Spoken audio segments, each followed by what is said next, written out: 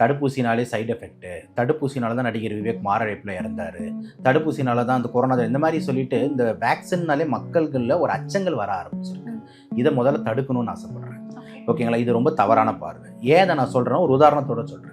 இப்போது நீங்கள் வந்து 2000 கிட்டாக இருப்பீங்கன்னு நினைக்கிறேன். ஓகேங்களா? 2004. ஓகே, நான்லாம் 90s கிட்டு.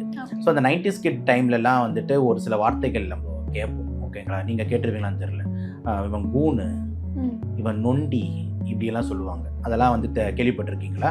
அம்மா சொல்லி கேள்விப்பட்டிருக்கீங்க. நீங்கள் இப்போ வந்து பார்த்தீங்கன்னா அந்தளவுக்கு கேள்விப்படலாம், அம்மா சொல்லி தான் கேள்விப்பட்டிருக்கீங்க. இதெல்லாம் யாரை சொல்லிக்கிட்டு இருப்பாங்கன்னா, போலியோன்ற ஒரு நோயில் அவதிப்பட்டு பல பேர் வந்து பார்த்தீங்கன்னா இப்போ அங்கிள்களாகவும் ஆன்டிகளாகவும் தாத்தாங்களாகவும் பாட்டிங்களாகவும் இருக்காங்க. அவங்கெல்லாம் பார்த்தீங்கன்னா ஒரு கால் வந்து வராது, ஊனி தான் நினைப்பாங்க.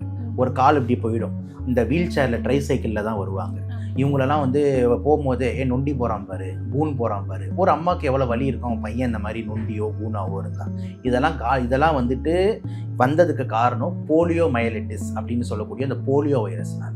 இதை ஒழிச்சு கட்டினது போலியோ தடுப்பூசி, போலியோ சொட்டு மருந்து இதுதான்.